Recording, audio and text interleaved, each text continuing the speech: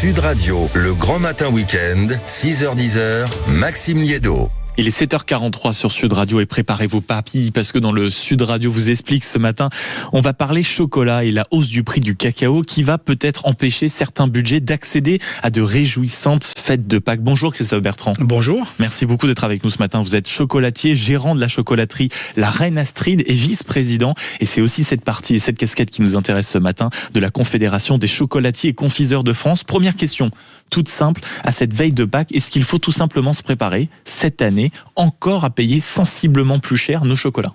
Alors, ça dépend où vous allez l'acheter. J'entends que dans l'industrie et dans les supermarchés, effectivement, ça a augmenté. On en parle beaucoup. Pourquoi ? Parce que aussi l'industrie subit avec une petite année de décalage la hausse des tarifs. Donc eux, en ce moment, ils sont en train d'utiliser les stocks de cacao qu'ils ont achetés l'année dernière. Alors que sur les artisans chocolatiers, on a sondé nos adhérents, 3 sur 4 n'ont pas bougé les prix cette année. On avait placé globalement sur les 2 dernières années, chaque année 5% de hausse parce qu'on ne savait pas où on allait. Et donc on pense que ça suffit. Le cacao commence à être suffisamment cher. Et aujourd'hui, malheureusement pour les producteurs de cacao, il est redescendu au niveau qu'il avait il y a 2 ans.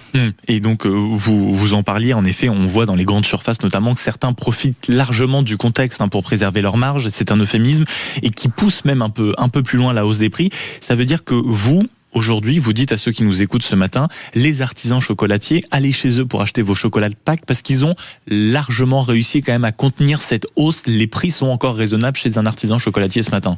Oui, parce que l'industrie a profité de la hausse pour tout de suite augmenter leurs prix. Par contre, ils vont mettre un certain temps quand même pour les rebaisser, alors que chez les artisans, on est dans des circuits qui sont beaucoup plus courts sur les achats.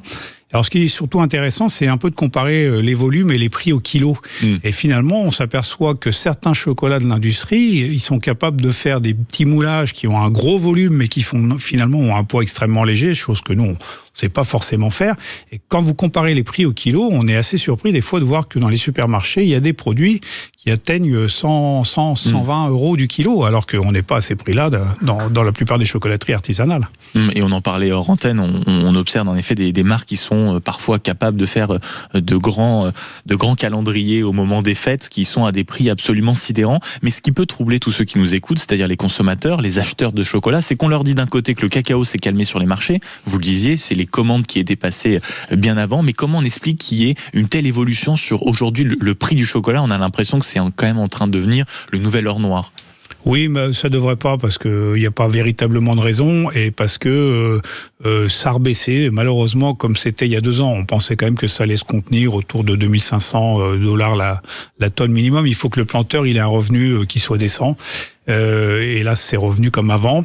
Et donc, ça a ouvert un peu la porte, ces supposées pénuries, parce qu'il n'y aura en réalité jamais de pénurie de cacao à condition qu'on forme les planteurs. Il y aura toujours du cacao sur la planète. Mais ça a ouvert la brèche à une industrie qui s'est dit, tiens, on va profiter de cette aubaine pour essayer de vendre des alternatives.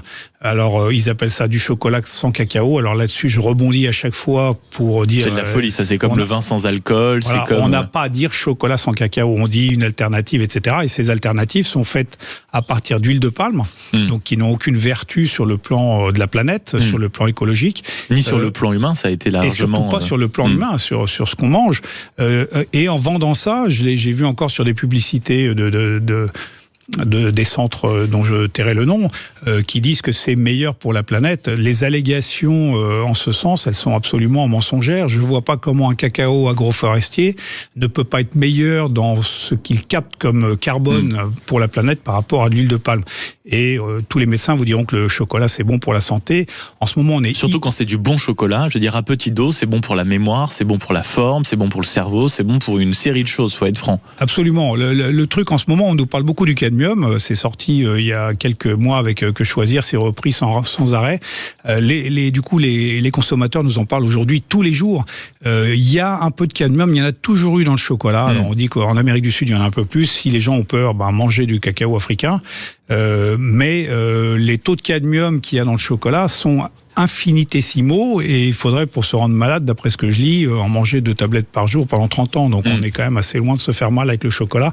C'est plutôt extrêmement bénéfique pour pour la santé. Et il faut aussi préciser, c'était notre conversation juste avant que les micros s'ouvrent à vous et moi, que cette fameuse tendance pour les nouveaux chocolats, pour les alternatives, met aussi en péril ceux qui en font leur métier aux quatre coins du monde. Vous-même, vous revenez d'un déplacement où vous constatez que ceux dont c'est le métier de produire du chocolat sont aussi en danger par ces alternatives qui sont grotesques la plupart du temps. Absolument, j'ai vu beaucoup d'images de planteurs qui, furieux par cette baisse subite de nouveau du cacao, sont en train de recouper leurs arbres en disant c'est bon, on en a ras-le-bol. Ces effets de cycle qui montent et qui descendent, on peut pas les supporter comme ça.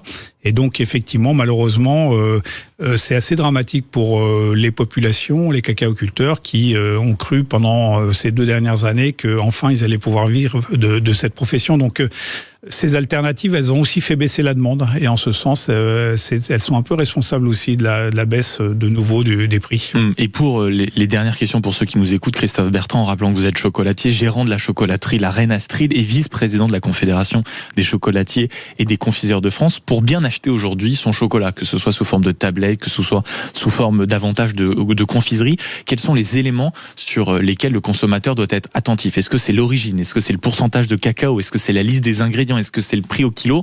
Ou là, il y a parfois des points d'alerte où vous dites voilà, ça si vous voyez telle indication, il faut éviter, ce n'est pas du bon chocolat. Alors moi, je dirais 2 choses. C'est la liste d'ingrédients. Le chocolat, c'est du cacao et du sucre. Et s'il y a un chocolat au lait, c'est de la poudre de lait en plus. Voilà, il faudrait idéalement qu'il n'y ait pas d'arôme de vanille. L'arôme de vanille est un indicateur d'un chocolat qui a plutôt été de mauvaise qualité, donc un circuit assez long. Voilà. Idéalement, le moins d'ingrédients possible. Et la deuxième chose, c'est qu'il faut manger un chocolat qui vient d'un pays. Voilà, tous les chocolats viennent de quelque part.